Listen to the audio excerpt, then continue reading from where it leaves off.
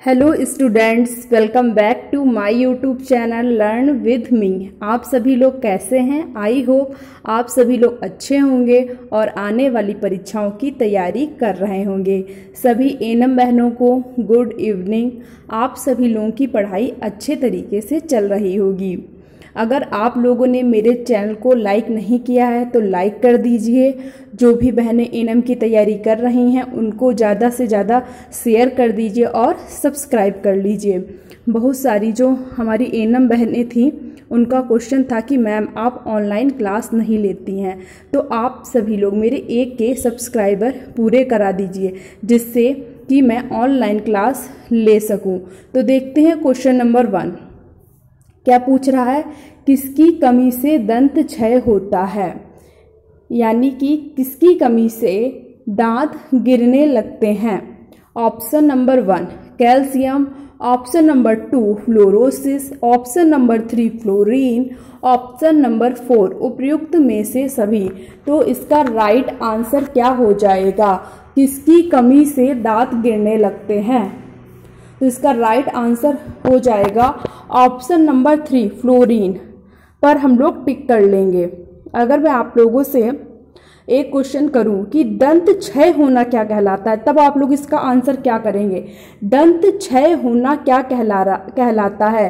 तो वो फ्लोरोसिस कहलाता है। और किसकी कमी से दंत क्षय होता है? तो फ्लोरीन की कमी से होता है। ठीक है, अब देखते हैं क्वेश्चन नंबर 2। कौन सी शर्करा तत्कालीन एनर्जी देती है? क्या पूछा गया है?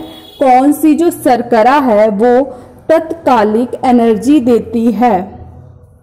तो ऑप्शन देख लेते हैं। Number 1 sucrose, option number 2 fructose, option number 3 maltose, option number 4 glucose. कौन सी शर्करा तत्काल एनर्जी देती है?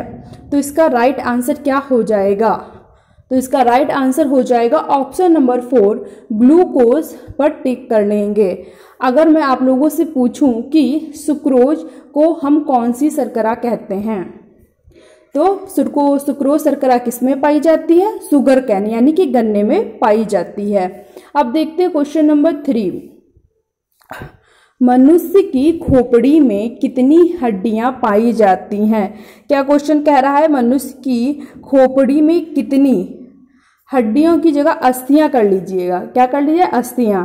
मनुष्य की खोपड़ी में कितनी अस्थियां पाई जाती हैं?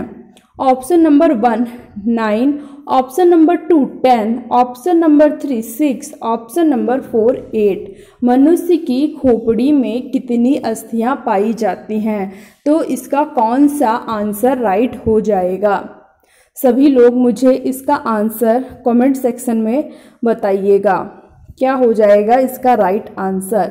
मनुष्य की खोपड़ी में कितनी अस्थियां पाई जाती हैं? तो ऑप्शन नंबर 4 8 पर हम लोग टिक कर लेंगे। अब देखते हैं क्वेश्चन नंबर 4 क्या पूछ रहा है। ब्लड में पाया जाने वाला प्रोटीन है। क्या पूछ रहा है? ब्लड में पाया जाने वाला प्रोटीन है। Option number 1 glycogen, option number 2 carotene, option number 3 haemoglobin और एल्बुमिन, ऑप्शन नंबर 4 उपयुक्त में से सभी। तो क्या हो जाएगा इसका राइट आंसर?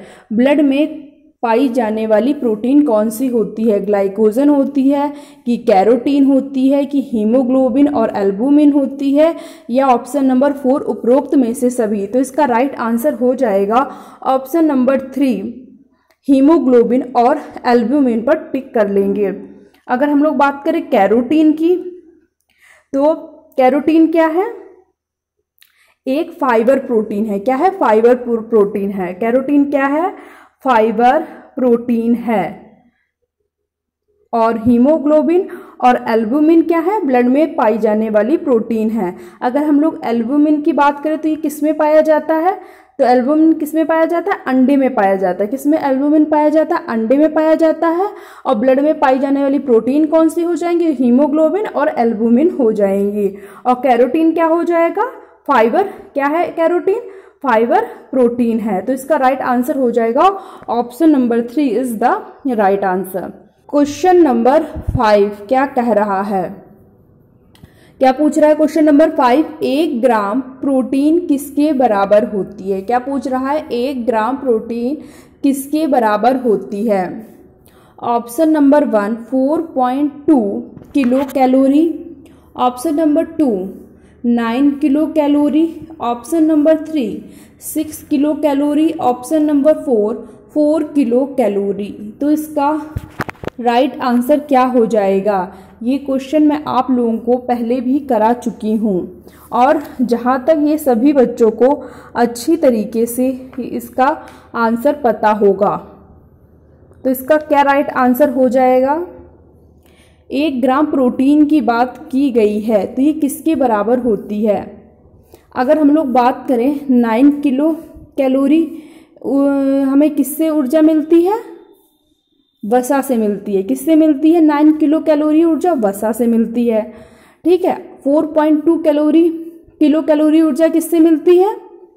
कार्बोहाइड्रेट से मिलती है। अब इसमें कितने आंसर बचे? 2 बचे। 6 किलो कैलोरी ऊर्जा और 4 किलो कैलोरी ऊर्जा। तो इनमें से कौन सा आंसर राइट हो जाएगा? इसमें से कौन सा आंसर राइट हो जाएगा? तो ऑप्शन नंबर 1 4 किलो कैलोरी ऊर्जा यहाँ पे राइट आंसर हो जाएगा।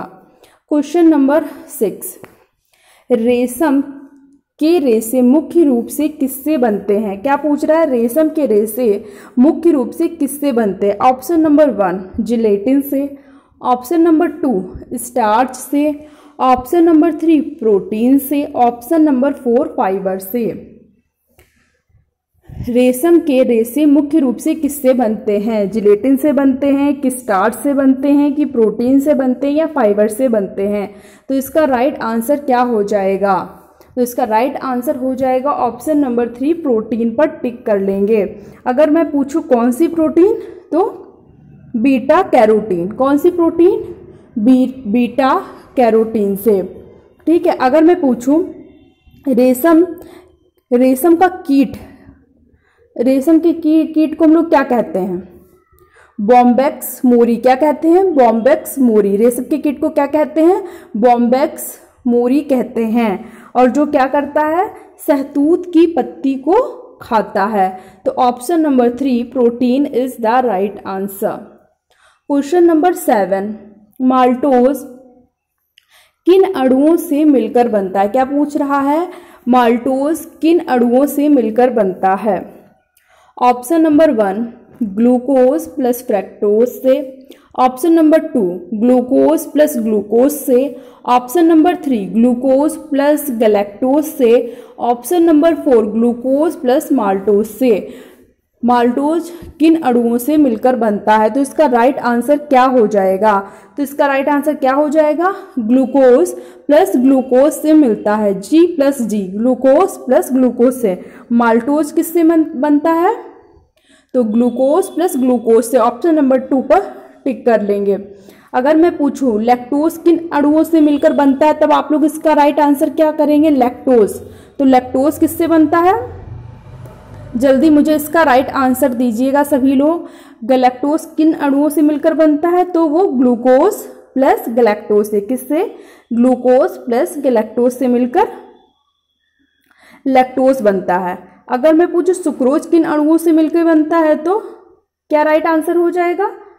ग्लूकोज प्लस फ्रैक्टोज से मिलकर बनता है। किससे? ग्लूकोज प्लस फ्रैक्टोज से मिलकर क्या बनता है? सुक्रोज बनता है। ठीक है।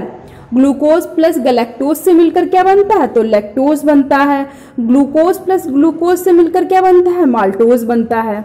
बहुत बच्चे कंफ्यूज हो जाते हैं, पर आप लोग इनको ध्यान से याद कर लीजिएगा अच्छी तरीके से। क्वेश्चन नंबर 8 क्या कह रहा है? लेमिनेरिया शैवाल से प्राप्त होता है। लेमिनेरिया शैवाल से क्या प्राप्त होता है?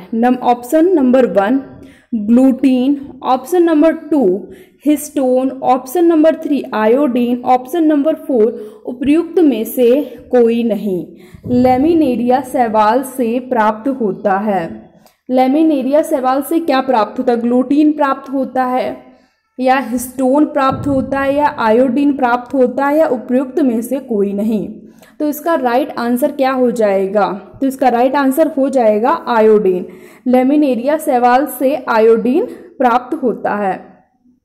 अगर मैं पूछूं ग्लूटीन क्या होता है, ग्लूटीन क्या होता है, तो ग्लूटीन गेहूं में पाया जाता है। ग्लूटीन क्या होता है?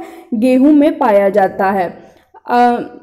आप लोग याद कर लीजिएगा, जैसे कि गा से ग्लूटीन और गा से गेहूं, ठीक है, गा से ग्लूटीन, गा से गेहूं, ठीक है, इस तरीके से आप याद कर लीजिए। अगर मैं पूछूं हिस्टोन क्या होता है, हिस्टोन क्या होता है, तो हिस्टोन क्या है? एक प्रोटीन है। हिस्टोन क्या है?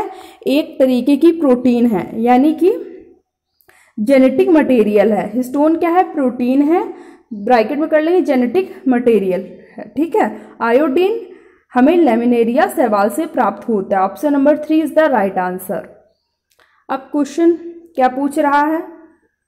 अमीनो अम्लों के बहुलक होते हैं। क्या पूछ रहा है? अमीनो अम्लों के बहुलक होते हैं, कौन से होते हैं?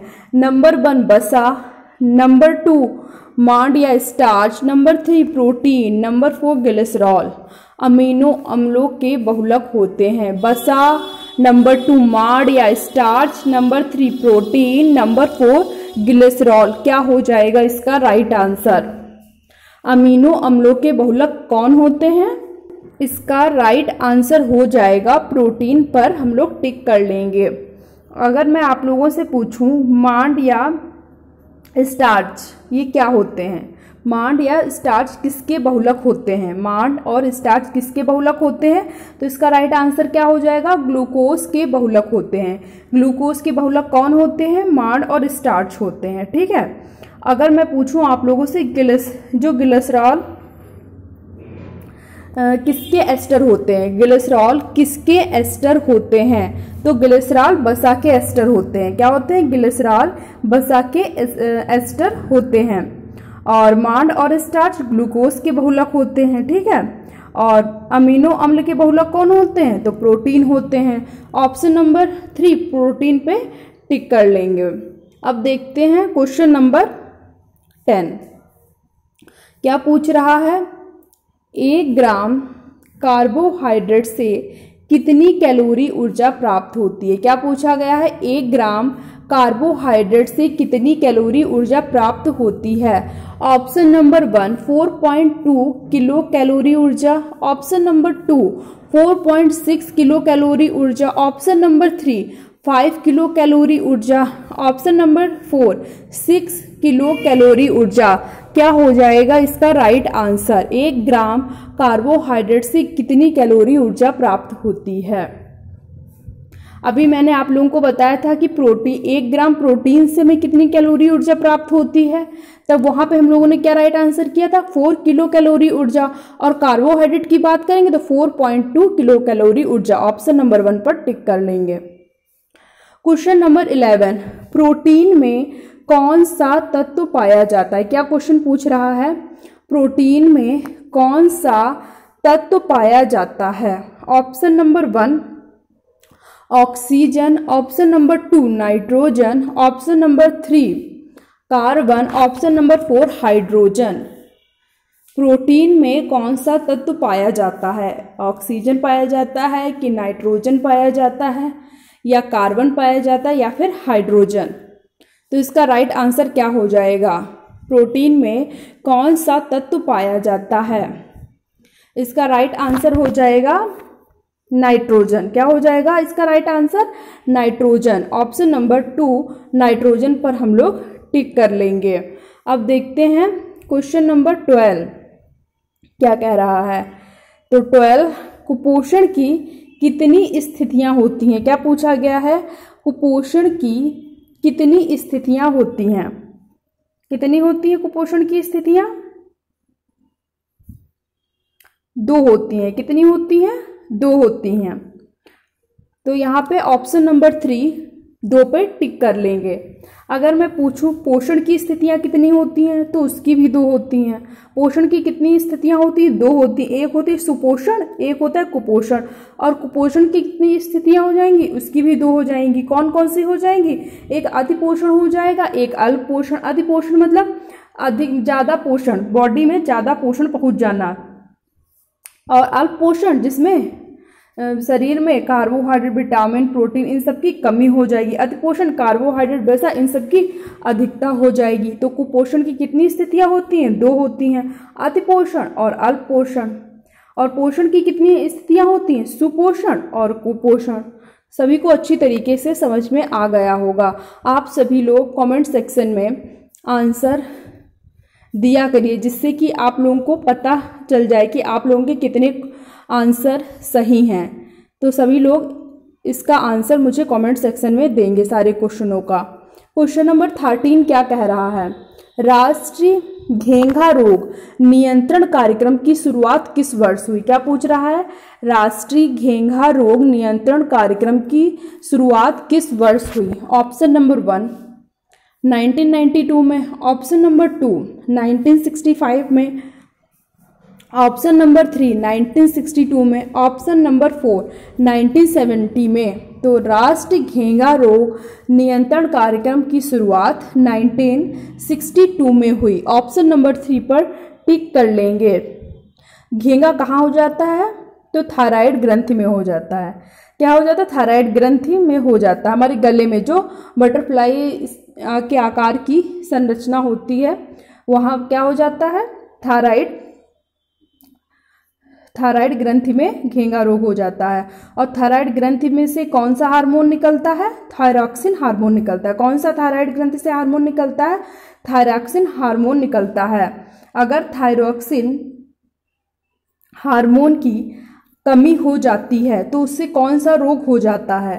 थायरॉक्सिन हार्मोन की कमी हो जाती है तो उससे घेंघा रोग हो जाता है। अगर मैं आप लोगों से पूछूं थायरॉक्सिन हार्मोन की अगर अधिकता हो जाती है तो क्या हो जाता है?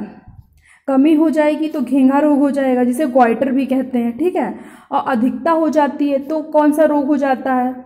तो हो जाता है एक्जोथैल्मिया घेंघा। क्या? एक्जोथैल्मिया घेंघा हो जाता है। क्वेश्चन नंबर 14 क्या पूछ रहा है? विटामिन के संबंध में सही है। क्या पूछ रहा है? विटामिन के संबंध में कौन सा कथन यहाँ पे सही है? नंबर 1 रक्षात्मक खाद्य, नंबर 2 प्रतिरक्षी आहार, नंबर 3 हीनताजन्य रोगों से बचाव के लिए थोड़ी मात्रा में आवश्यक, ऑप्शन नंबर 4 उपर्युक्त में से सही। तो इसका राइट आंसर क्या हो जाएगा? विटामिन के संबंध में कौन सा कथन सही है? तो ये रक्षात्मक खाद्य पदार्थ हैं, बिल्कुल सही है। प्रतिरक्षी आहार है, बिल्कुल राइट आंसर है। हीनताजन्य रोगों से बचाव के लिए थोड़ी मात्रा में यूज़ किए जाते हैं, ठीक है। तो ऑप्शन नंबर 4 पर टिक कर देंगे। मैं अगर आप लोगों से पूछूं कि विटामिन शब्द की खोज कब और किसने की, तो 1911 में फंक ने विटामिन शब्द की खोज की। क्वेश्चन नंबर 15 क्या पूछ रहा है? फलों को कृत्रिम रूप से पकाने के लिए कौन सा रासायनिक का उपयोग किया जाता है? फलों को कृत्रिम रूप से पकाने के लिए कौन रासायनिक का प्रयोग किया जाता है? आर्टिफिशियल तरीके से फलों को पकाया जाता है, आजकल तो बहुत ही ज़्यादा पकाया जाता है। तो ऑप्शन देख लेते हैं कौन कौन से हो जाएंगे इसमें। इथेफॉल, number 2 ethylene, number 3 calcium carbide, option number 4 उपयुक्त में से सही भी। तो इसका राइट आंसर क्या हो जाएगा? फलों को कृत्रिम रूप से पकाने के लिए कौन सा रसायन का यूज़ किया जाता है? तो इसका आंसर हो जाएगा उपयुक्त में से सभी का यूज़ करते हैं। क्वेश्चन नंबर 16 कच्चे फलों में कठोर गंध आती है क्योंकि उनमें होता है। जो कच्चे फल होते हैं जैसे कि आम ले लो, संतरा ले लो, मौसमी लो, कोई भी फल ले लो जो उसमें गंध आती है, तो उसमें क्या होता है? Option number 1 capsaicin, option number 2 allicin, option number 3 tannin, option number 4 इनमें से सभी। तो इसका राइट आंसर क्या हो जाएगा? कच्चे फलों में कठोर गंध आती है क्योंकि उसमें होता है, क्या होता है? कैप्सेसिन होता है, या एलाइसिन होता है, या टैनिन होता है, या इनमें से सभी। तो इसका राइट आंसर क्या हो जाएगा? इसका राइट आंसर हो जाएगा टैनिन। क्या हो जाएगा? टैनिन। इसी तरीके से मैं आपसे और क्वेश्चन पूछूंगी। तो यहाँ पे क्या लिखा है, क्वेश्चन नंबर 1, मूली में जो कसैलापन होता है वो किसके कारण होता है? मूली में कसैलापन जो होता है वो किसके कारण होता है? किसको पता है? मुझे जल्दी से इसका आंसर कमेंट सेक्शन में दीजिएगा। तो किसके कारण होता है? आइसोसाइनाइड के कारण। किसके कारण? आइसोसाइनेट के कारण। ठीक है, मूली में कसैलापन आइसोसाइनेट के कारण होता है। अब आलू में हरापन, कभी कभी कच्चे आलू होते हैं वो हल्के हल्के हरे होते हैं अंदर, तो उसमें यही पूछा गया है कि जो आलू में हरापन होता है वो किसके कारण होता है? किसको पता है? मुझे आंसर जल्दी से सभी लोग कमेंट सेक्शन में दीजिएगा। किसके कारण आलू में हरापन होता है? सोलेनिन के कारण। किसके कारण? सोलेनिन के कारण। अब पूछा गया है साबुन में वो झाग जो होती है वो किसके कारण होती है? तो सापेनिन्स के कारण। किसे? सापेनिन्स के कारण होती है। 4 नंबर पे क्या पूछा गया है? मिर्च में तीखापन किसके कारण होता है? मिर्च में तीखापन किसके कारण होता है? तब आप लोग क्या आंसर करेंगे? कैप्सेसिन के कारण। किसके कारण? कैप्सेसिन के कारण। ठीक है, अब क्या पूछा गया नंबर 5 पे, लहसुन में जो गंध आती है वो किसके कारण आती है? लहसुन में गंध आती वो किसके कारण आती है? एलाइसिन के कारण। किसके कारण? एलाइसिन के कारण आती है। फिर से एक बार रिवीजन कर लेते हैं। कच्चे फलों में जो कठोर गंध आती है वो किसके कारण आती है? टैनिन के कारण। मूली में कसैलापन किसके कारण होता है? आइसोसाइनेट के कारण। आलू में हरापन किसके कारण होता है? सोलेनिन के कारण। साबुन में झाग किसके कारण होती है? सापेनिन्स के कारण। मिर्च में तीखापन किसके कारण होता है? कैप्सेनिन के कारण। किसके कारण? कैप्सेनिन के कारण। और लहसुन में जो गंध आती है वो किसके कारण आती है? एलाइसिन के कारण। किसके? एलाइसिन के कारण आती है। अब क्वेश्चन नंबर 17 क्या कह रहा है? पूछ रहा है कि सिनकोल नामक सक्रिय तत्व विद्यमान रहता है। क्या पूछ रहा है? सिनकोल नामक सक्रिय तत्व किसमें विद्यमान रहता है? सिनकोल। ऑप्शन नंबर 1 हल्दी में, ऑप्शन नंबर 2 काली मिर्च में, ऑप्शन नंबर 3 इलायची में, ऑप्शन नंबर 4 लौंग में। सिनकोल नामक सक्रिय तत्व किसमें विद्यमान रहता है? इसका राइट आंसर क्या हो जाएगा? हल्दी में होता है कि काली मिर्च में होता है या इलायची में होता है या लौंग में होता है? सिनकोल नामक सक्रिय तत्व। तो ये किस में हो जाएगा? इलायची में हो जाएगा। किस में हो जाएगा? इलायची में। ऑप्शन नंबर 3 पर टिक कर देंगे। इसी तरीके से मैं और क्वेश्चन पूछती हूँ। नंबर 1, काली मिर्च में कौन सा तत्व विद्यमान रहता है? काली मिर्च में कौन सा तत्व विद्यमान रहता है? कौन सा विद्यमान रहता है? ओलिपोरेजिन। क्या? ओलिपोरेजिन। कौन सा विद्यमान रहता है? ओलिपोरेजिन विद्यमान रहता है। अब क्या पूछ रहा है नंबर 2 पे, लहसुन में कौन सा तत्व विद्यमान रहता है? एलानिन। कौन सा? एलानिन। कौन सा तत्व विद्यमान रहता है लहसुन में? एलानिन। और लहसुन में जो गंध आती है वो एलाइसिन के कारण आती है। मिलते जुलते नाम है। हल्दी में कौन सा तत्व विद्यमान रहता है? किसको पता है? तो कुकुरमिन। क्या? हल्दी में कौन सा तत्व विद्यमान रहता है? कुकुरमिन विद्यमान रहता है। अब आप लोग इन्हें अच्छी तरीके से अब याद कर लीजिएगा। थोड़े से टफ हैं पर अगर आप कोशिश करेंगे, धीरे धीरे याद करेंगे तो याद हो जाएगा। अब हम लोग देखते हैं नंबर 4 पर क्या लिखा है। लौंग में कौन सा तत्व विद्यमान रहता है? तो आप लोग क्या कहेंगे? लौंग में यूजीनॉल। क्या विद्यमान रहता है? कौन सा तत्व लौंग में विद्यमान रहता है? यूजीनॉल विद्यमान रहता है। कॉफी में, तो कॉफी का बहुत ईजी है। कॉफी में कौन सा तत्व विद्यमान रहता है? कैफीन। कौन सा तत्व? कैफीन। ये सभी को पता होगा, कॉफी से कैफीन, कॉफी में कैफीन। चाय में कौन सा? थिन। चाय में कौन सा? थिन। चाय में कौन सा तत्व विद्यमान रहता है? थिन। चाय में आप लोग ऐसे याद करें, चाय थिक है या बहुत वैसी, तो चाय थिन ऐसे कुछ याद कर लीजिएगा। चाय में कौन सा तत्व विद्यमान रहता है? थिन। फिर से एक बार रिवीजन कर लेते हैं। लौंग में कौन सा तत्व विद्यमान रहता है? यूजीनॉल। कौन सा? यूजीनॉल। कॉफी में कैफीन, चाय में थिन।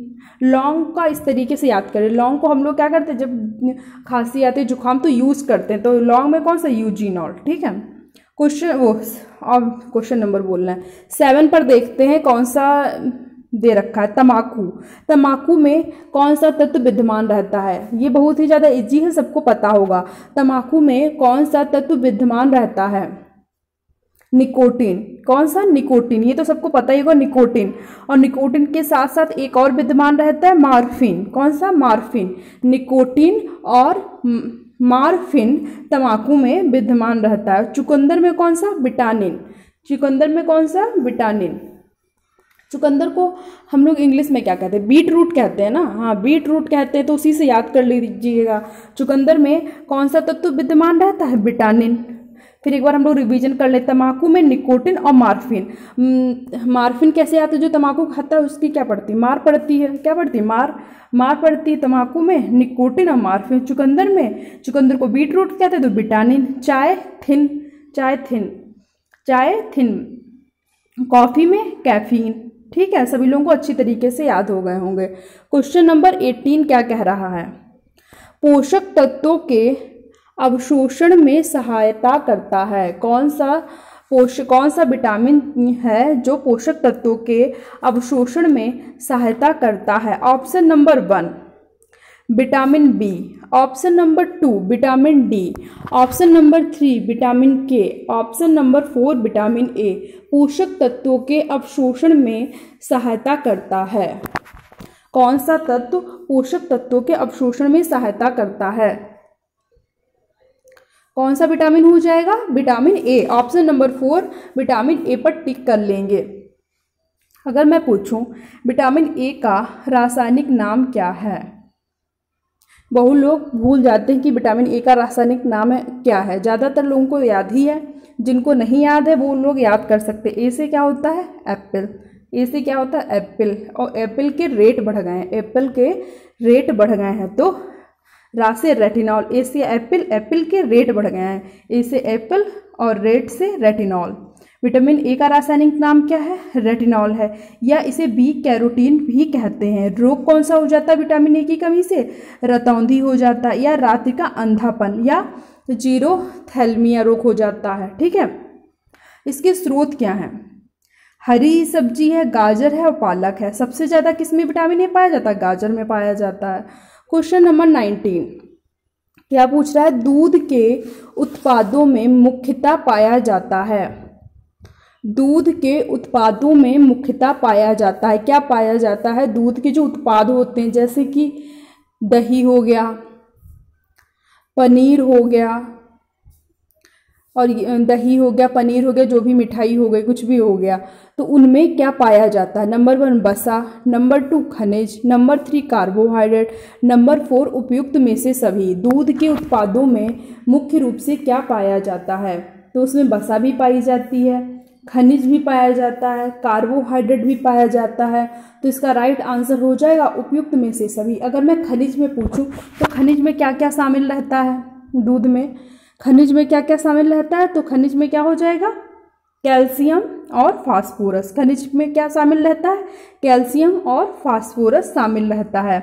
वसा भी पाई जाती, खनिज भी पाया जाता है, कार्बोहाइड्रेट भी पाया जाता है। उपरोक्त में से सभी पर हम लोग टिक कर देंगे। क्वेश्चन नंबर 20 क्या पूछ रहा है? प्रोटीन का कार्य नहीं है।